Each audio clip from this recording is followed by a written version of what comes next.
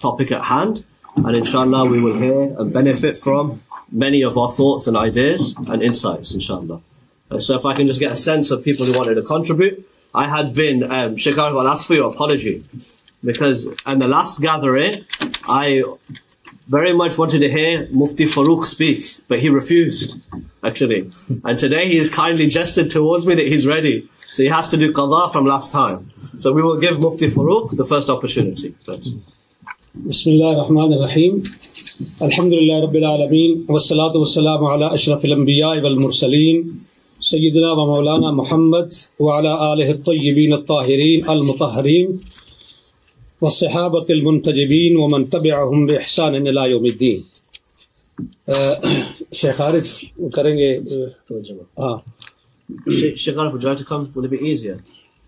Mufti Saab is going to speak in Urdu, but we will translate, inshallah.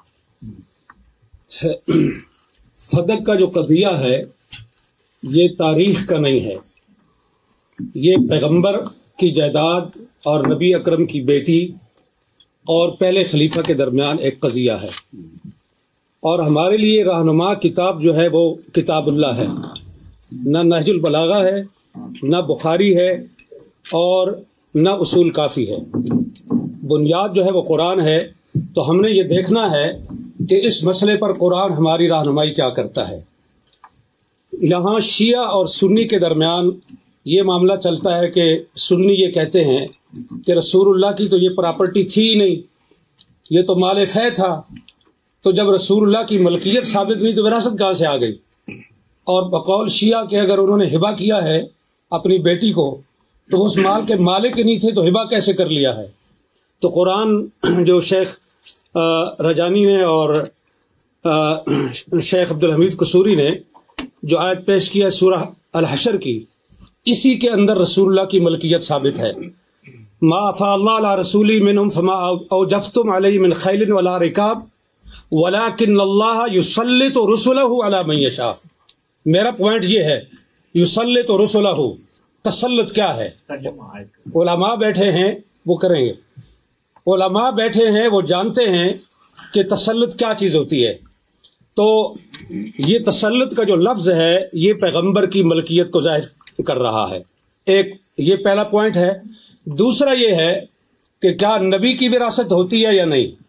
یوصیکم اللہ فی اولادکم للذکر مثل حظ الانثیین، سورہ نساء کے اندر اللہ رب العالمین نے یہ بتا دیا ہے کہ تمام امت کی، تمام مسلمانوں کی وراثت ہے، اور اس کے اندر وَلِكُلٍّ جَعَلْنَا مَوَالِيَ مِمَّا تَرَكَ الْوَالِدَانِ وَالْأَقْرَبُونَ۔ وَلِكُلٍّ، یہاں وَلِكُلٍّ کا جو لفظ ہے یہ میرا پوائنٹ ہے کہ ہر ایک کے لیے ہم نے وراثت مقرر کی ہے، وراثت کا قانون ہم نے طے کر دیا ہے۔ اب یہ چاہیے کہ رسول اللہ کی اگر وراثت نہیں ہے وہ اس وَلِكُلٍّ جَعَلْنَا کے اندر شامل نہیں ہے، کہ ایسی ہونی چاہیے کہ جس کے اندر رسول اللہ کو مستثنا کیا گیا ہو، کہ ساری امت کی وراثت تو چلے گی قرآن کے اس قانون کے مطابق، لیکن پیغمبر کی وراثت نہیں ہوگی، اس کی نہیں چلے گی۔ تو لہذا قرآن کریم کے خلاف ہے یہ چیز کہ رسول اللہ کی وراثت نہیں تھی، اور قرآن نے ان کو یہاں سے خارج نہیں کیا۔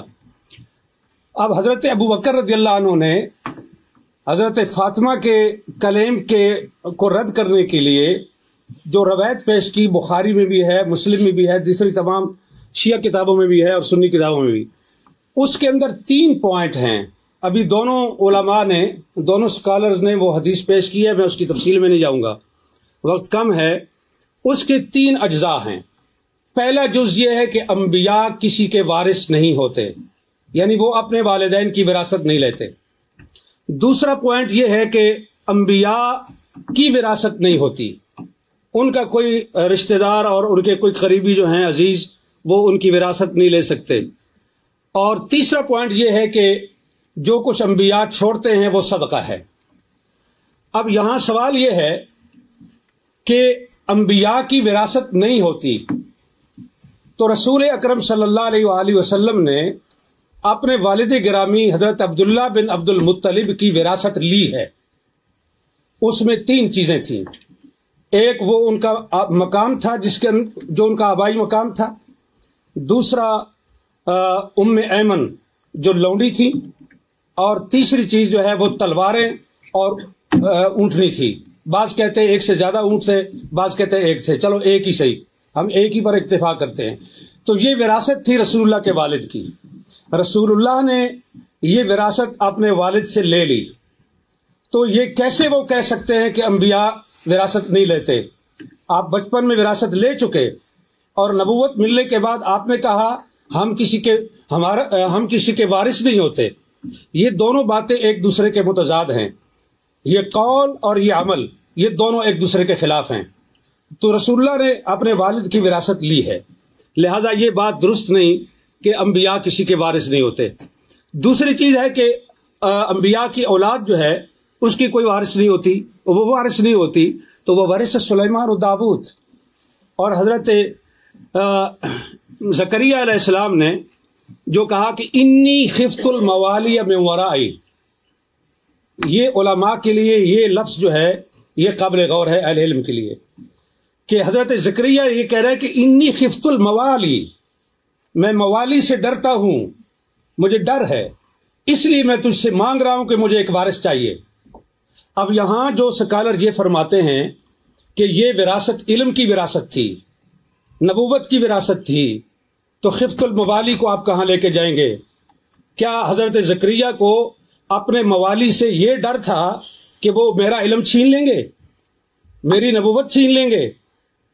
انہیں ڈر اس چیز کا تھا کہ جو میری پراپرٹی ہے اور جو میری جائیداد ہے، میرے بعد میرے موالی اس پہ قابض ہو جائیں گے، اور اسی لیے انہوں نے اس پہ قابض ہو جائیں گے، اور اسی لیے انہوں نے یرثنی و یرث من آل یعقوب یہ انہوں نے مانگا. اور اسی چیز کو حضرت فاطمہ نے حضرت ابو بکر کے سامنے یہ پیش، وہ صحیح معنوں میں موالی تھے، ہماری پنجابی زبان میں موالی کہتے ہیں، موالی لو. مفتی صاحب ذرا سے اگر خلاصہ کر سکے. جی بالکل خلاصہ کر. پچھلی ساری کتاب تو گزارش یہ ہے کہ یہ ہے قرآن، اور یہ کہہ رہے ہیں ڈاکٹر علی کے وقت نہیں ہے تو میں اس کو مختصر کرتا ہوں، صرف تاریخی لحاظ سے ایک چیز پیش کر کے، کہ حضرت ابو بکر اور حضرت عمر کے دور میں گورنمنٹ کے قبضے میں رہا فدق. حضرت عثمان نے سارا مروان کو بخش دیا. اگر مسلمانوں کی پراپرٹی تھی تو تیسرے خلیفہ کو یہ حق کس طرح تھا کہ وہ مروان بن الحکم کو سارا دے دے؟ پھر حضرت عثمان کے بعد امیر شام معاویہ بن ابی سفیان کا دور آیا. انہوں نے حضرت عثمان کے بیٹے اور حضرت اس کو مروان کو اور اپنے بیٹے کو، ان تین کے درمیان فدق کو تقسیم کیا جناب معاویہ بن ابی سفیان نے. عمر بن عبدالعزیز آئے، انہوں نے یہ، اور پھر مروان نے یہ جائیداد وراثت کے طور پر اس کی اولاد کو پہنچی، عبدالعزیز بن مروان کو، اور اس کے ذریعے سے حضرت عمر بن عبدالعزیز تک پہنچی. عمر بن عبدالعزیز نے سارا فدق جو ہے وہ اولاد فاطمہ کو واپس کیا، یہ کہہ کر کے کہ یہ ان کا حق ہے، ان کے ساتھ زیادتی ہوئی ہے. اب سوال یہ ہے کہ فیصلہ حضرت ابو بکر کا درست تھا، فیصلہ حضرت عثمان کا درست تھا، فیصلہ عمر بن عبدالعزیز کا درست تھا، اور اس کے بعد کی تاریخ انہوں نے بتا دی. یہ مامون الرشید تک پہنچتا ہے، اور مامون کے بعد پھر حکومت کے قبضے میں آیا، اور پھر آج تک بنو فاطمہ کو وہ واپس نہیں مل سکا. تو یہاں میرا پوائنٹ یہ ہے کہ یہ جو حدیث پیش کی جاتی ہے یہ قرآن کے خلاف ہے. اہل سنت کے محدثین کے اصول کے مطابق قرآن پر پیش کرو، درایت پر پیش کرو. اگر اس لحاظ سے روایت ٹھیک ہے تو قبول کی جائے گی، ورنہ اس کو رد کیا جائے گا.